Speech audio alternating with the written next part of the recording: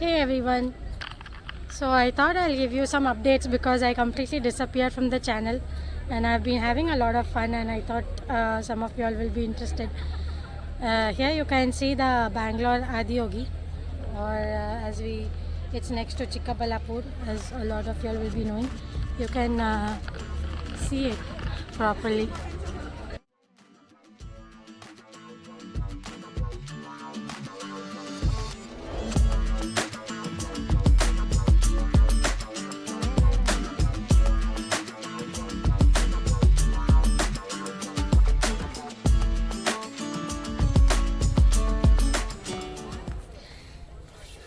So yeah, let me take my bag.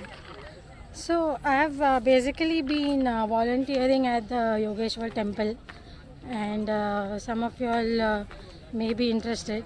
The accommodation and stuff is very basic right now. So if you all go via, maybe I'll try and find a link or something which you all can register if you want to volunteer here. But what a lot of other people are doing is we kind of take a place just outside, and it's surprisingly available because this place is like in the middle of nowhere in a way, because the closest town, which is Chikkaballapur, which is a pretty small town, is actually 10 kilometers away, and however the highway is just 4-5 kilometers away, but after the highway it's like inside where just a few villages are there. But it seems that in the villages we do get accommodation. Who knew? Like an urban person like me found the whole thing very surprising. And so I was staying at a coffee estate which is 30 minutes away, which also was very enjoyable. I'll talk about it later because there are some other aspects in that place which I can talk about. But so I was kind of commuting. As you know, I've got a car now, so I was driving down and driving back, and now I've taken a place which is a little bit away, 15 minutes away from the ashram, and it's pretty reasonably priced, so I just plan to keep it. Whenever I want to come, I can kind of spend some time there. So yeah, this is the Yogeshwar Lingam temple, and as I was mentioning, it's slightly different from the Isha one, because the Coimbatore one, because that's a little raised, right? There are a few steps and then you go to Yogeshwar temple. Anyway, Yogeshwar temple volunteering has been really amazing. I have really enjoyed myself, and you can see the whole place. The Naga shrine is over there. We'll go near that after some time, so you will be able to see that a little bit close. Obviously, I can't shoot inside these places.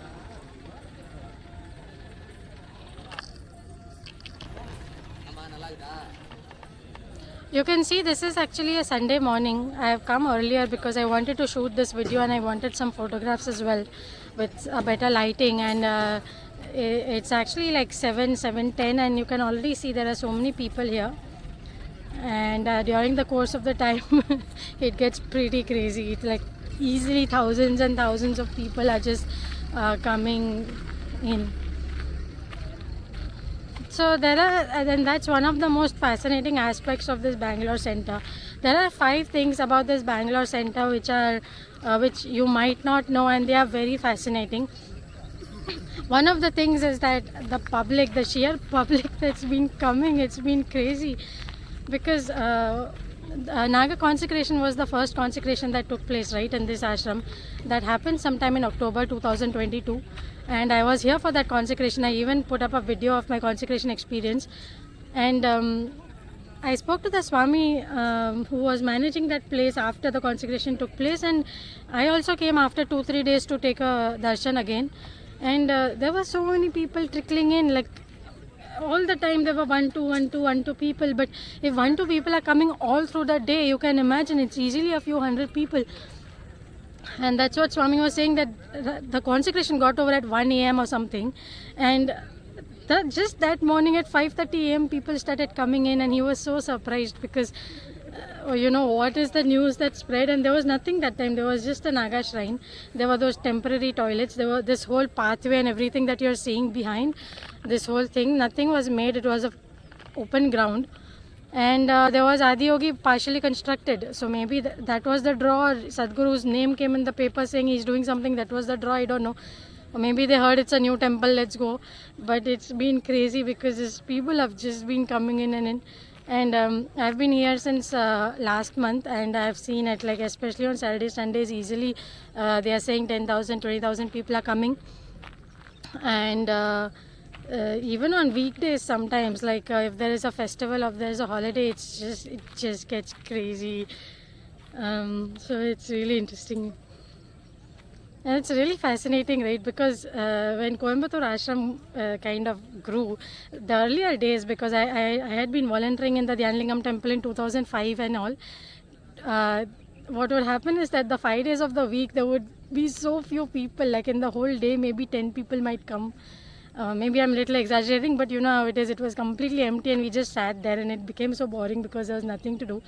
But Saturday, Sundays, it was really crowded. But here, it's like even on weekdays, it may not be as bad as Saturday, Sunday, but it's still a lot of people. Like you need at least some 7, 8 volunteers in the temple all the time because so many things to do. You know, you give offerings and you just answer any questions they have. You just help them kind of maintain the place and all that stuff. So the other fascinating thing about this Bangalore center is that it's surrounded in these hills, which are the extension of the Nandi Hills. Nandi Hills are pretty famous in Bangalore, but I'm yet to find what exactly is the name of this range. I don't really know. They call it Panchagiri, which means there are 5 hills here, but I mean, I can see so many more hills, so I don't know which is one hill and second. I mean, I'm not able to count the 5 hills.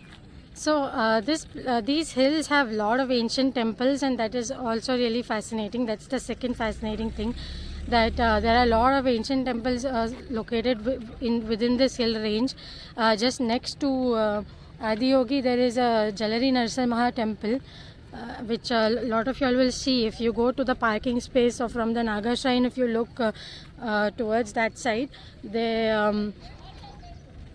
you can see one Gopuram rising up above the tree. So that's the Jalari Narasimha temple, and it's obviously a Narasimha temple. But the fascinating thing is that there's a legend that says that the Saptarshis came and meditated over there. So that may just be a legend, but then it was so interesting for me because the Yogeshwar Linga space has the Saptarishis carved out, and this other temple is so nearby with the legend of Saptarishis having spent some time there. So I found the whole thing pretty fascinating. So in that sense, this whole place is really fascinating. Like it's something very new about the center. It's part of the rolling hills. Like there's hills behind and in front of the Adiyogi, and yeah, the whole ashram is actually located in the hill space itself. So it will be interesting to see how the slopes and construction and all comes in. The other fascinating thing about this Bangalore Sanidhi is that we have the Naga shrine, which you would be aware of, and it's one of the first times that Sadhguru has consecrated a full-fledged Naga shrine. Here it is. So that's also really fascinating that we have a full-blown Naga shrine, and Sadhguru said that this is after 800 years the full Naga consecration took place. So I feel it's like the Naga Devta is sitting over there. There is the Naga panel at Suryakund in Coimbatore, but I think that is just like a slight element of Naga, but not the full consecration. So this is the full consecration. So I think that's really fascinating. The fourth thing that is really fascinating about this Bangalore shrine is that it's located close to Chikkaballapur. And I don't know if you all heard it, but Sadhguru's ancestral home was in Chikkaballapur.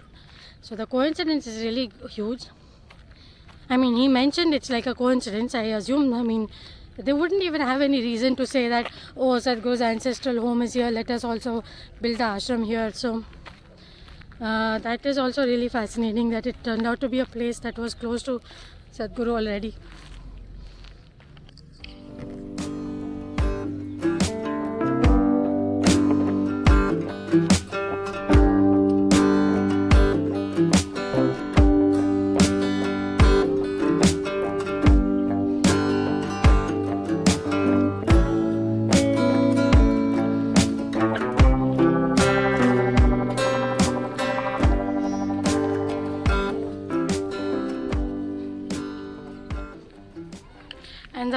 thing that is the most fascinating, actually it's not the most fascinating, it's also fascinating about this Bangalore center is that actually I don't know whether to call it Bangalore center or to call it Chikkaballapur center, because but they call it Sadhguru Sanidhi Bangalore, so I think that's fine. I think I'll call it Adiyogi Bangalore, so that is very clear that it's this place, because if we say Bangalore center, it could mean anything actually. I'm sure there are so many centers in Bangalore.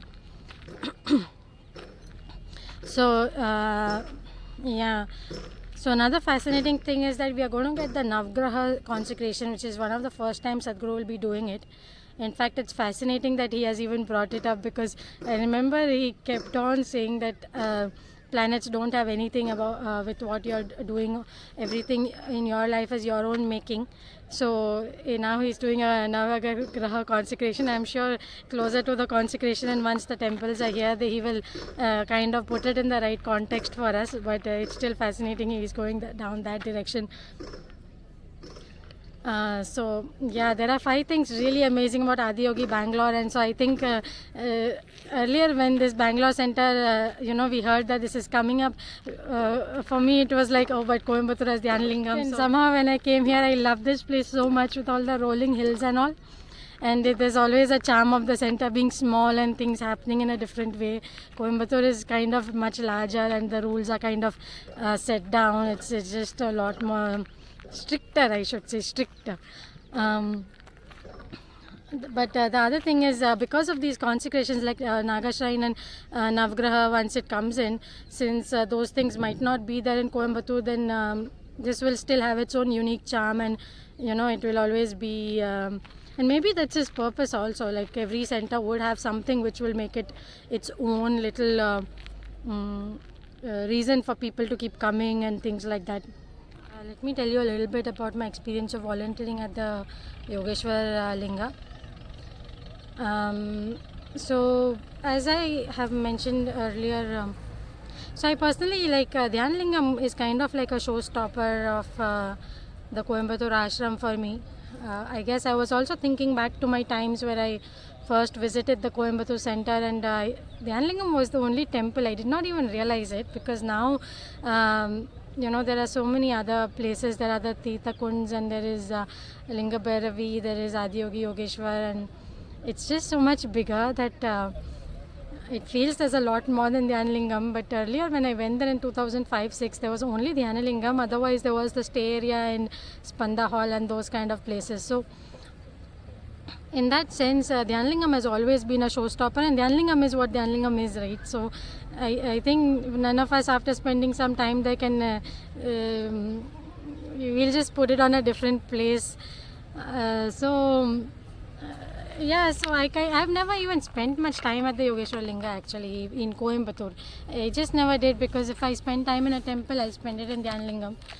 And when you go to Adiyogi, you are just even just sitting in front of Adiyogi is so amazing. So I've never spent much time at Yogeshwar Linga and stuff. In fact, to that extent, let me tell you, though it may surprise a lot of people, but the thing is, this Yogeshwaraya chant which is there, which goes on perpetually in the Yogeshwar temple, I couldn't relate to it at all, because in 2005 and 6 no such chant was there. The chants we used to do that time was either Brahmanand Swarupa, or there was Om Namah Shivaya was there, Shambho was there. There are those 5 Vairagya chants. If you just searched for Sadhguru Vairagya chants, you will get 5, and those 5 Sadhguru had told us that you take one of them, whichever appeals to you, and you just stick to it. That it also included Guru Paduka Stotram. So I guess so when I came to the ashram recently in 2018 and saw all these different chants, because many new chants have been introduced, I was not able to relate to it at all. So surprisingly, just before I came here, I did my Mahashivratri sadhana, and in Mahashivratri sadhana we have to chant the Yogeshwar chant daily, and also in culmination of Mahashivratri sadhana you have to chant it like some 100 108 or 112 times or something. So that's when I somehow started building a bond to that chant, and then I also kept it on in the house perpetually. I have that machine. which has those Sadhguru chants in it. So I just kept it on Yoga Yoga Yogeshwaraya chant.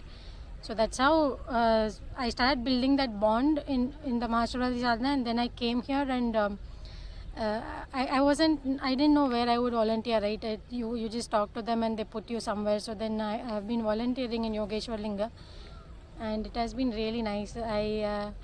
It's been a lot more powerful than I thought, actually, because again, I had that Dhyan Lingam pedestal in my mind, and I was like, okay, but it's been really nice.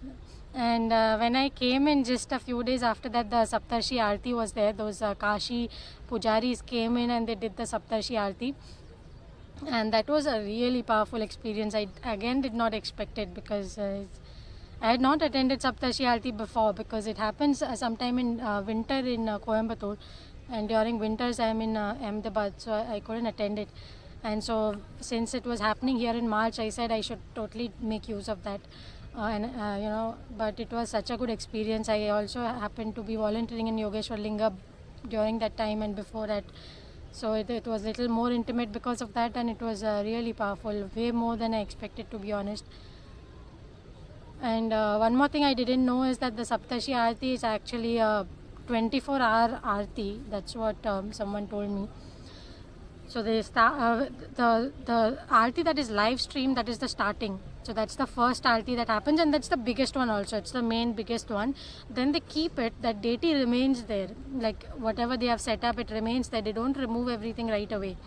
And the next 24 hours later in the evening, again there is a Shayan Aarti, which is a shorter one. That's the culmination of the entire Saptarshi Aarti. And after that, all of the various things are removed, and the lingam comes back to its normal kind of state. But it was very powerful. So that whole day the deity was there, that Aarti consecration happened, and I was just volunteering right around it. And which day was it? I think it was Sunday or something. There was so much of crowd, and but it was that whole Aarti and the consecration, and Sadhguru was also there for the first part of the Aarti, and it was all a very, very fascinating and very, very powerful experience, actually, a lot more than I anticipated. So yeah, that's been my experience of Yogeshwar Linga volunteering, and I would really recommend that you all come down and spend some time in the Bangalore center. The reason is also because there's a lot of dynamics are shaping up, things are changing. It's really a nice time to be here, I feel. And there's so much of public coming in, and it's so fascinating that when we see the roads and all, which are still under construction, and everything is so dusty that when in some of my video footage, you will see there is a whole dust cloud floating around, because they are doing some digging work and all also. That also leads to it, and it's all very dry, and in some really random kind of conditions. Hundreds and thousands of people keep coming down here, and we are just volunteering. I think the main learning in this Yogeshwar Linga, I was discussing with some other volunteers also yesterday, is that our volunteering keeps changing as per the crowd. Like there is no one set of rules. We keep seeing how the crowds are shaping up and how the situation is shaping up, and we have to change. And that's a lot of learning. It's been really nice, actually.